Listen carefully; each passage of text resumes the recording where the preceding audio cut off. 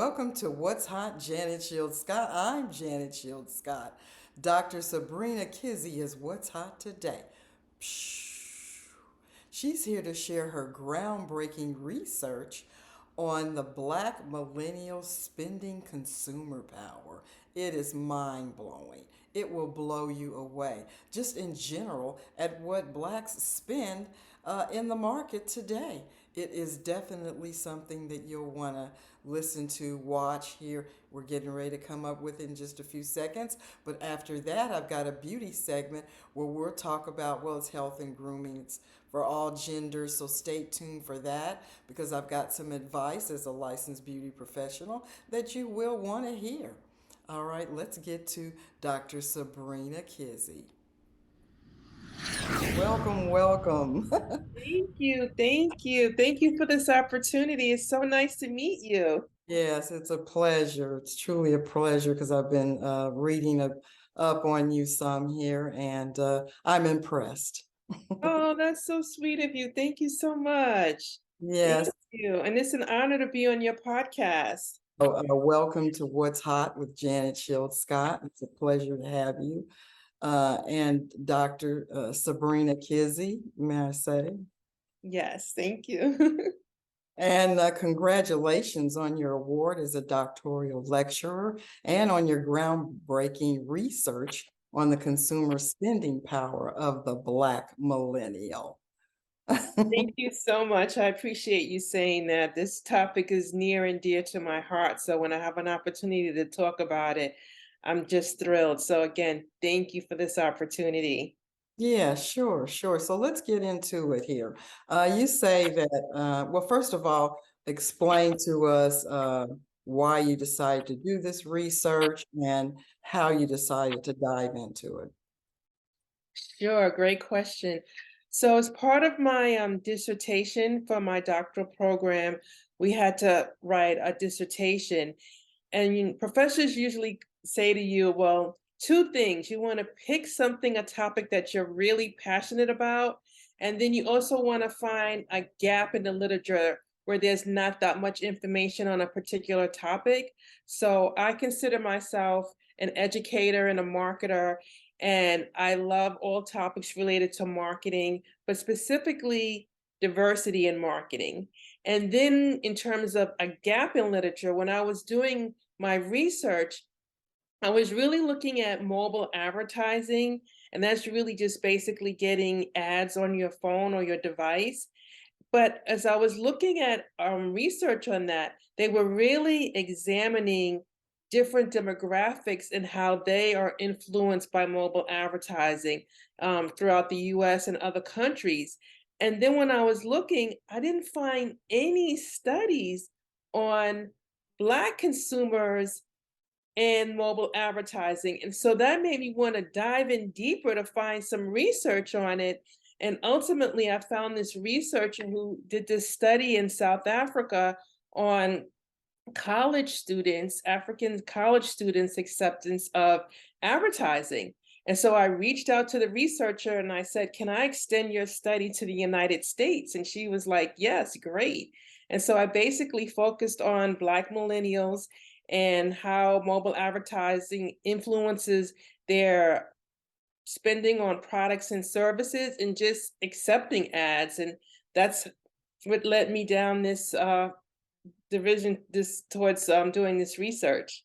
Yeah, you said that out of 75 million Americans, 14% identify themselves as Black. So, and that's the Black millennials that you mean, 14% Yeah, of Americans. correct. Yes, that's correct. Mhm. And then you say that millennials only wait 8.6 seconds for a mobile ad to pop up. Explain that to us. Yes, that's correct. Millennials only wait 8.6 seconds for a mobile ad to just showcase the information. Millennials are very interested in having things be convenient, speed, accessibility is just some of the factors that they're looking for in terms of mobile advertising and just in terms of using their mobile devices. They want to be able to look on their phones. If they see something that's interested, they want to buy it, they're able to purchase it, use some type of device where their spending is right there. They can put in their credit card, all that information populates, and they can buy it within seconds. All right, so you're saying that the ads in the piece that they're looking at is just as important as the information that they're seeking? Absolutely, yes, yes. In fact, my research Mm-hmm. found that millennials are very interested in knowing about consumer benefits. So they want to know the benefits of a product before they actually buy it. Like, why is it a good thing for me to purchase this particular product? What are the benefits of it? And that's was my findings from my study. All right. So I guess what I'm saying too is if they're looking at a podcast, like video podcast, and ad pops up, so you're saying they want to see an ad within so many seconds of watching that podcast or whatever else it is they may be watching. Yes, so the ad needs to appear in like 8.6 seconds. So if an ad shows up, you know how sometimes you might have an ad and it might be like some glitches in it and it might be some difficulty in it populating the information. Millennials don't have time. If it doesn't show up correctly with all the information, they've just moved on. So they want that information to show up correctly, no difficulties gaining access to it. And if it's a product that they want to purchase, being able to go through the consumer journey of buying that product right then, their information showing up where they can put their credit card information and having that product or service and getting that confirmation that they received that product. All right. But also what I'm saying too is so they would interrupt what they're looking at just to click on an ad. Well, if the ad appears, like sometimes when you're on your phone, an ad will just show up. Um, Oh, okay, I see. no, so I'm not saying that they'll stop what they're doing, but if it shows up in their strolling or they're looking at something, then they wanted to be able to see it clearly and get the information and have the consumer benefits stated. Yes. All right, I see what you're saying. Okay, so with your two decades of marketing experience, it's like it's a lot of experience there. What social media site do you feel millennials log on to the most? A great question. So I would say right now, millennials are on Instagram, and the really popular app right now is TikTok. So both of those, in Instagram and TikTok, are really heavily used by millennials.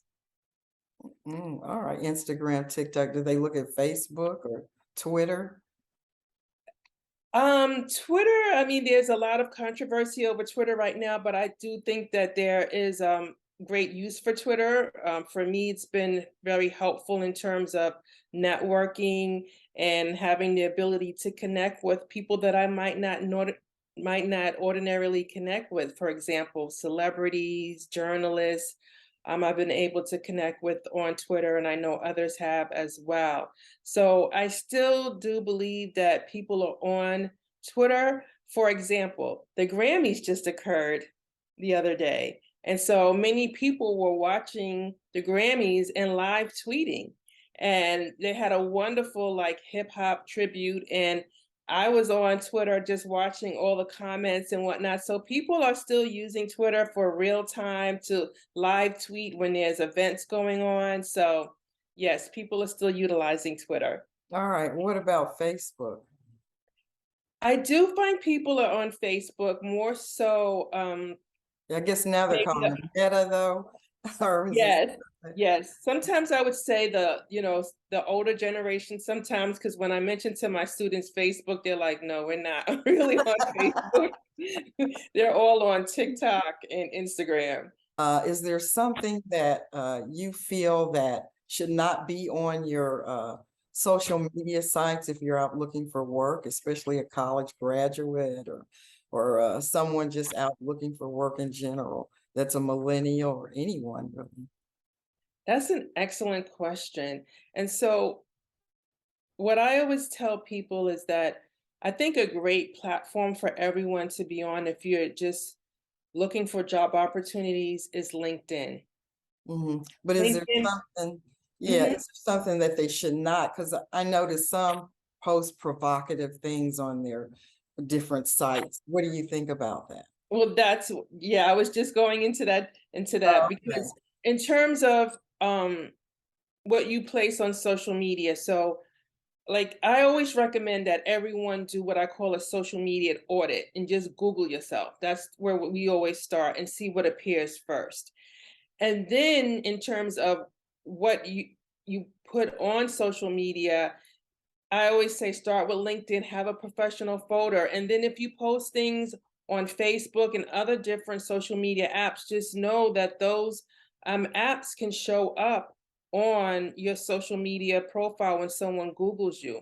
So, I always warn people that, once it goes on the internet, it's hard pressed to have it to come off the internet. I don't really know. They have reputation management companies who say that they can get information off of the internet. I don't know if that is true or not. But to my point is always be thinking of what you are putting on social media because it can have a lasting impression on social media on the internet. And students will always say, oh, well, there's nothing about me on Google. And they'll Google themselves and they're always surprised at what they find when they Google themselves. And Yes. so I always say, and research says that most people, when they search for something, they only look on the first page of Google or any search engine.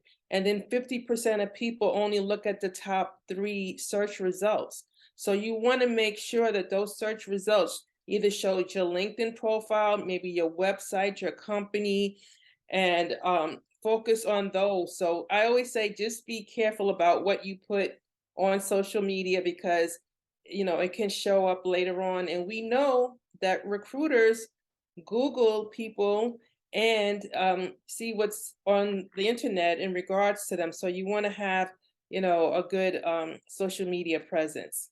Yeah, yeah, that's a good point there. And I too try to stress that with some of the younger people in my family and friends that social media is huge when it comes to looking for work, where people can look in, because I've looked on some of my family member sites that are looking for jobs, and I go, why in the world would she have put this on there? What does she think?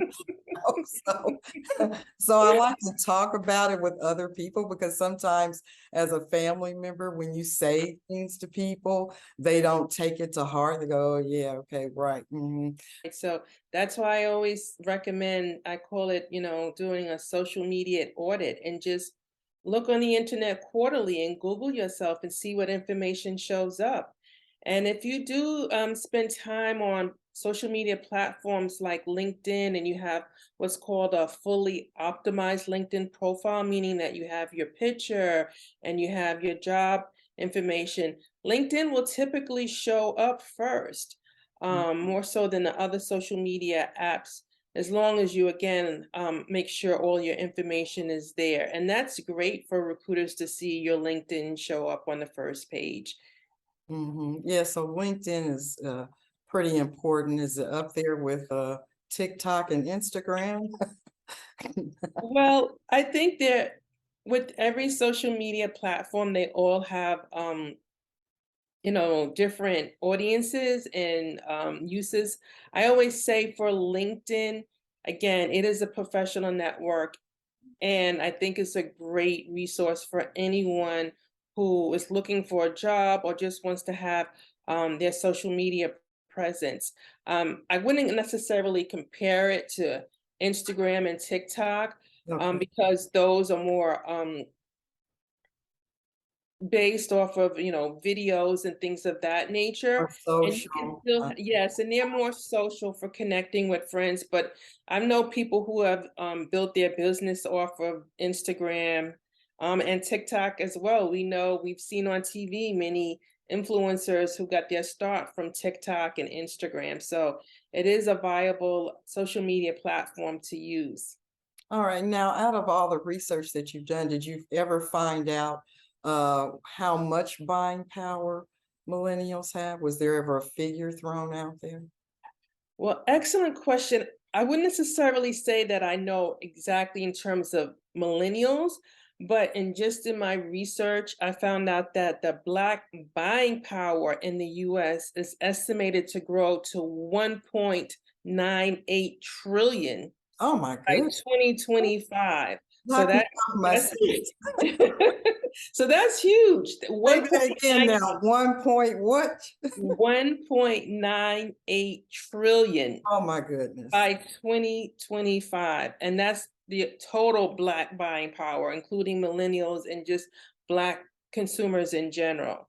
And That so that is huge, and it just it is. really showcases our buying power and the fact that I believe that marketers and advertisers and brands really need to focus on our consumer segment of Black consumers and really put time and energy into putting out targeted advertising and marketing campaigns for us.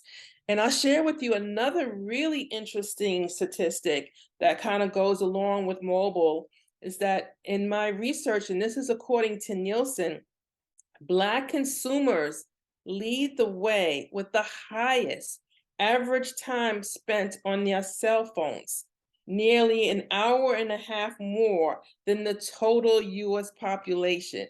So Mm, basically, what I'm saying is that Black consumers use their phones more than any other ethnic group.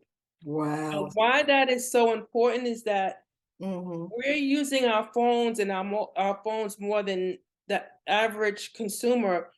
There needs to be more targeted ads and mobile ads towards Black consumers.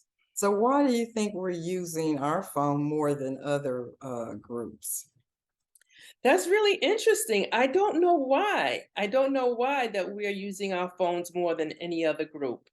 Mm, But it's an interesting statistic, and it really showcases that, we are trendsetters, that we utilize technology, and that people really need to, heed the fact that we're great consumers in terms of advertising it to us via mobile devices.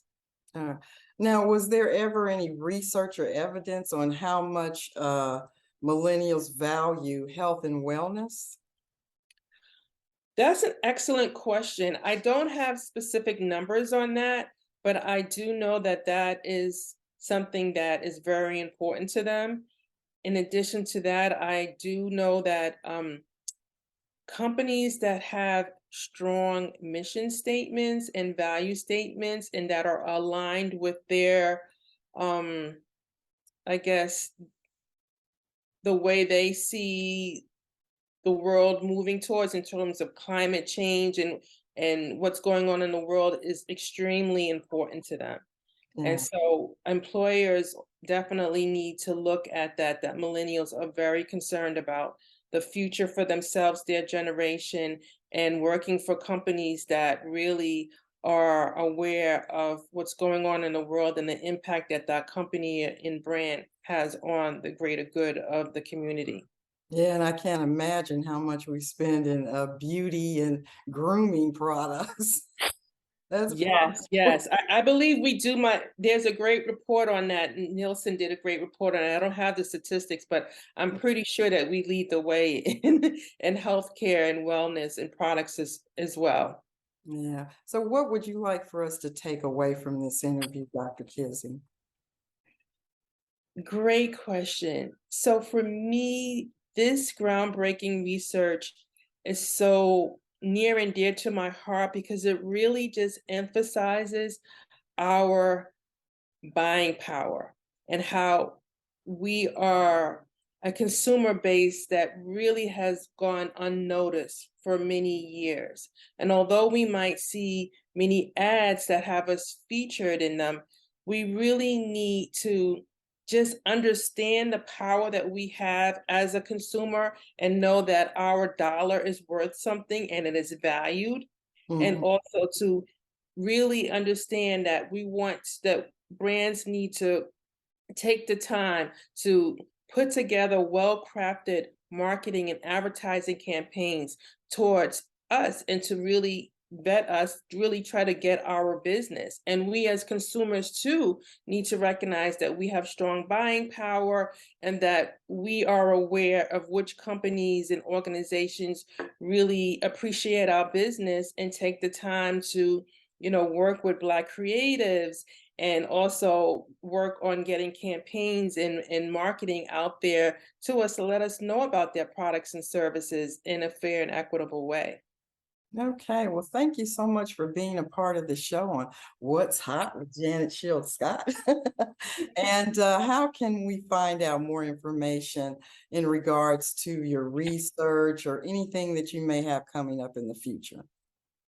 Definitely. You can reach out to me on LinkedIn under Dr. Sabrina Kizzie, and you can follow me on Twitter, Instagram, TikTok on Sabrina on Move. So that is the way to reach me, Sabrina on Move, or just you can follow me, Sabrina Kizzie, on LinkedIn.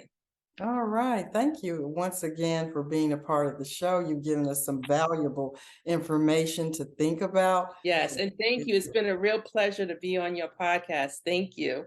Yes, enjoy the rest of your day. Thank you. You as well. All right. Bye-bye. Bye.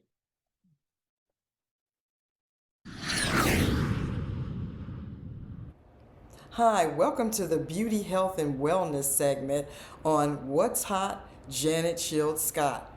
Psh. And today it's something simple, what you use to cleanse your face with. That's right, simple as that. What do you cleanse your face with? Do you use something with dye in it? Well, you don't want to use anything with dye because the fact that it irritates your skin if your skin is sensitive. But even still, you don't want to put dye on your face. So get rid of all those cloths that have dye in them. You don't want that. You want something white.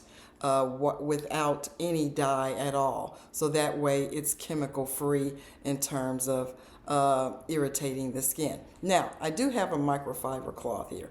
I love them because they exfoliate the skin. They're really good for that. Then also it's great for an eye makeup remover or just removing makeup in general. The only thing is that this one's pink, so it has dye in it. So try to use something that doesn't have the dye. Try to find the white ones, and then that way you'll be good to go. And that's it. I'm Janet Shields Scott. Thanks for watching. Don't forget to subscribe and share. And remember, you have one body. Take care of it. All things which are impossible with man are possible with God.